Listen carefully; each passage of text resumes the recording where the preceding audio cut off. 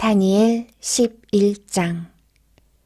메대 사람 다리오가 왕이 된 첫 해에 나는 그가 강해지도록 도와주었다. 남쪽과 북쪽 왕국. 다니엘아, 내가 너에게 진실을 말하겠다. 페르시아에 새 왕이 더 일어날 것이고 그 후에 네 번째 왕이 일어날 텐데 그는 페르시아의 그 어떤 왕보다 부자가 될 것이다. 그가 자기 재산으로 권력을 얻으며 모든 사람을 움직여 그리스를 칠 것이다. 그러다가 강한 왕이 일어나게 된다. 그가 큰 능력으로 나라를 다스리며 하고 싶은 일은 무엇이든 할 것이다. 그러나 그 왕의 세력이 가장 강할 때에 그의 나라가 망하여 네 개의 나라로 나뉠 것이다. 그 나라가 뽑혀서 다른 백성에게 넘어갈 것이므로 그 나라는 더 이상 권세를 누리지 못하고 그 자손에게로 이어지지도 않게 된다. 남쪽 왕이 강해질 것이지만 그의 지휘관 가운데 한 명이 그보다 더 강해진다. 그가 큰 권세로 자기 나라를 다스릴 것이다. 몇 년 뒤에 남쪽 왕과 그의 지휘관은 서로 도와주기로 약속하며 남쪽 왕의 딸이 북쪽 왕과 결혼하여 평화가 찾아올 것이다. 그러나 그 여자는 권력을 잡지 못하고 그의 집안도 오래 가지 못한다. 그 여자와 가족, 그리고 그 여자를 그 나라에 데려온 사람들이 다 죽임을 당하게 된다. 그러나 그 여자의 집안에서 나온 한 사람이 남쪽 왕이 되어 북쪽 왕의 군대를 공격하며 그의 요새에 쳐들어가서 싸워 이길 것이다. 그가 그들의 신들과 쇠로 만든 우상들과 은이나 금으로 만든 값진 물건을 빼앗아 이집트로 가져간다. 그리고 몇 해 동안은 북쪽 왕을 괴롭히지 않을 것이다.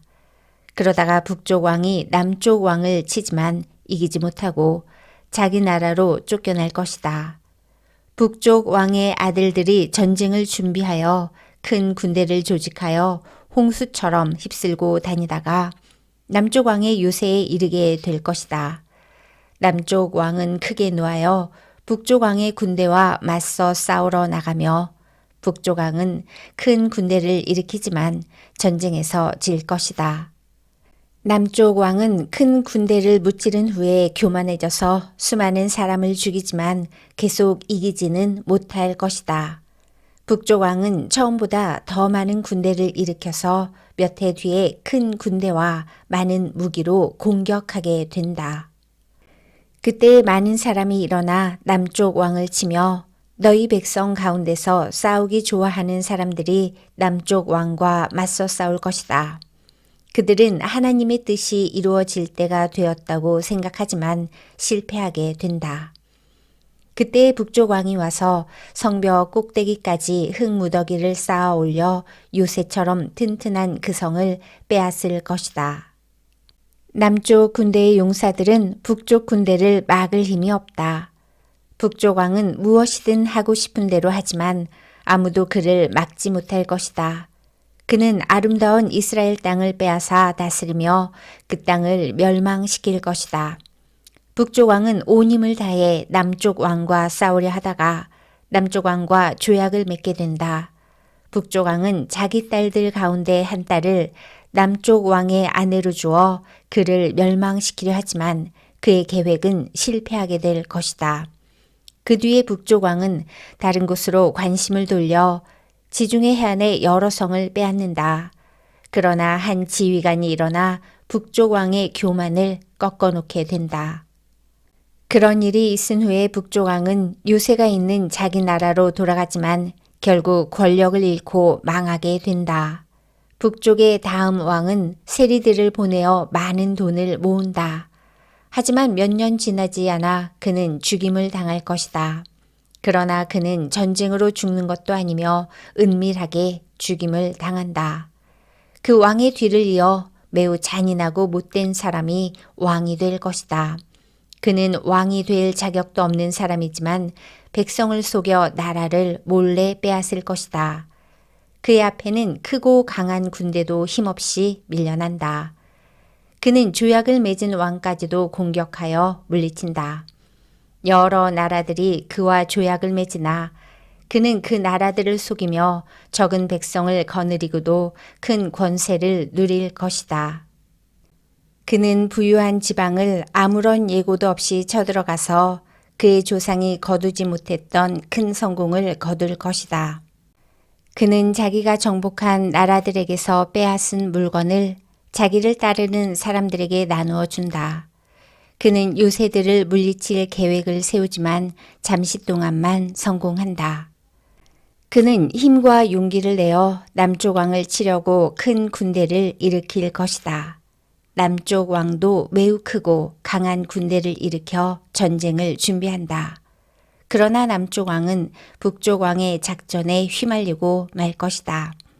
남쪽 왕과 친하게 지내던 사람들이 왕을 배신하여 그의 군대는 패하고 많은 군인이 죽임을 당한다. 그 두 왕은 서로를 해치려고 한다. 두 왕은 한 식탁에 앉지만 서로 속이려 든다. 하지만 두 왕 모두 이익을 얻지는 못할 것이다.